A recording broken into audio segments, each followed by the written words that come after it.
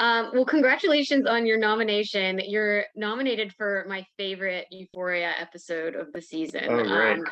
Oh my gosh, that what an episode. And the first thing I wanted to ask you is about that opening scene that's very dialogue heavy, and we also have the voice heard down the hall round the world when Rue discovers that Right, Jules was there. We flushed them down the toilet. So I was right. wondering, what kind of sound choices did you have to make in this dialogue heavy intro? Well, it's a very dynamic scene, so it starts off with like a lot of whispers, and it gets really quiet at times, and then it gets as loud as possible. So a lot of it is just like picking the right kind of lavalier that's going to pick up the noise that we need, but then not completely blow out. Because sometimes when you yell, if you're wearing the wrong kind of lav, it'll just completely distort and ruin the audio. So there's a lot of that. Also, we pick the boom to sort of, because the scene is moving back and forth into different rooms constantly. We wanted to have the feeling that the audience is the camera's perspective. So a lot of it is just like the boom following from room to room, and you can hear that distance far away. So while we have Hunter on a lav back there, we also have the perspective of the boom down the hallway. So it sounds like she's down the hallway. I was Um, wondering how you did that. That's amazing. That is so yeah. cool. And I Uh, think our post team also did just a great job taking everything that we did and putting that together and making it feel so real. Because a scene like that is like you're going for it being real. Like when you hear Gia is in there listening, you hear them screaming through the door, and it almost feels like she's in a quiet environment in that moment. yeah. And then she bursts through the door, and then it's just like an extreme amount of emotion and really loud audio.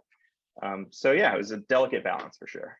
Yeah, I realized how much this episode is such a showcase for the sound mixing and sound design. Yeah. Like when she's on her way to rehab in the car, it's interesting how the sound goes from like the whooshing from the outside looking in to the conversation inside. How did you create those distinct sonic environments in that like specific moment? How does that add to the drama? It was a really creative decision on the post-production side.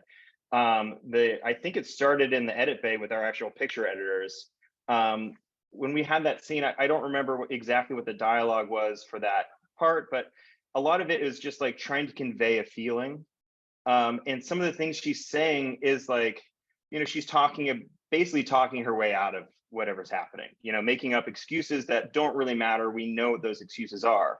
So I think that they decided in the edits, like, we've got all this really great material. Why don't we just pepper in the things that we like and then just show what's happening? And what better way to do that than to just like take the camera's perspective and just hear something that completely doesn't matter, because what she's saying is absolutely pointless. All she's Right. doing is trying to dig herself out of a situation that she can't really get out of. So, all the credit goes to the editors and the post-production sound design work that was put on that. Is really cool. Yeah, I love that. It was funny rewatching it, like, focusing on the sound. I'm like, wow, this is really, I just couldn't get over how much, I mean, the fact that you don't always notice it when you don't think about it, and that's probably a good thing, but it really adds to the drama, um, especially in this episode. I love how the music goes with Rue running too, and it doesn't get Yeah. drowned out by the sound of traffic.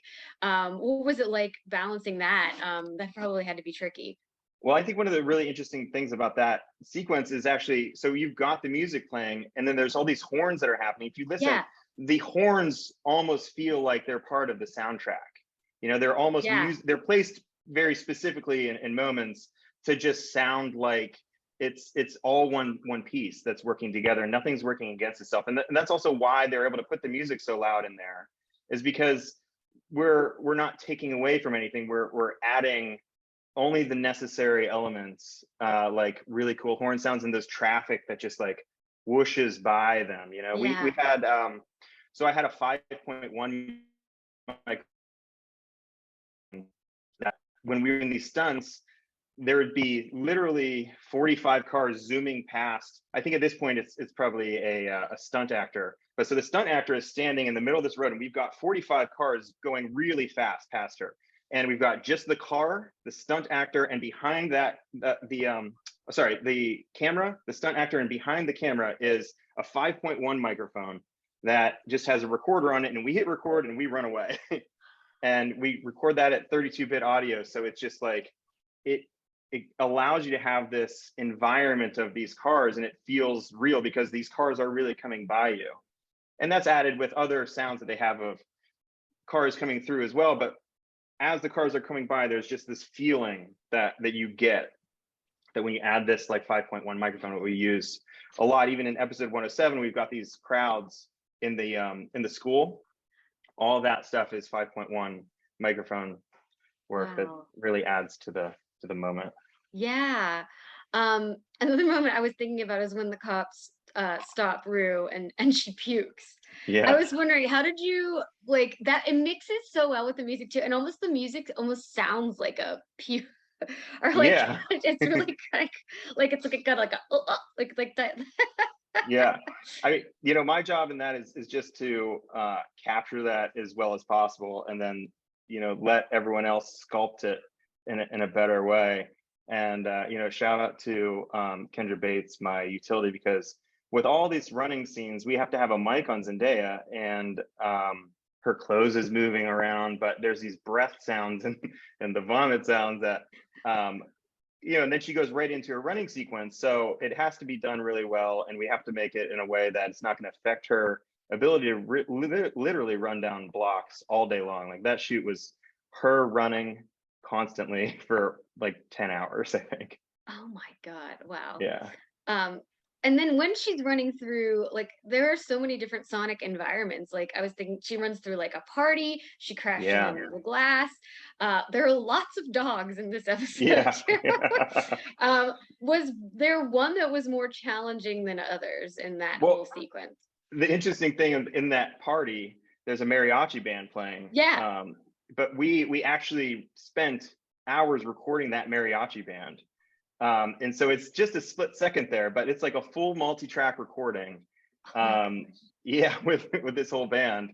And it's, it takes up, I don't know, probably 1 second, 5 second tops of the whole sequence.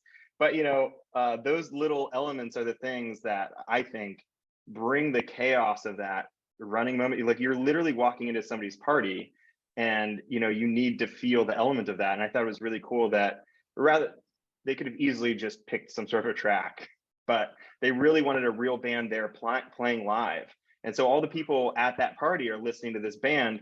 And when she comes through, it feels like a shock to the background performers as well. And so it becomes like a real situation. And I don't know, I think that all adds to it for sure. Yeah. Wow, that's amazing. So then I love, so she ends up at Lori's house. And I was thinking like, wow, what a stark contrast from everything else. She's listening to like the Doobie Brothers in the background. So what was it like kind of building or like mixing that environment? And what did you want to say about it with Lori, especially since she's such an interesting character? I mean, Lori is, she's so soft-spoken. So everything you do with Lori is you got to be right there on her. Because she doesn't get, I think, I'm not sure about this, but like one of the things is she was never going to get mad.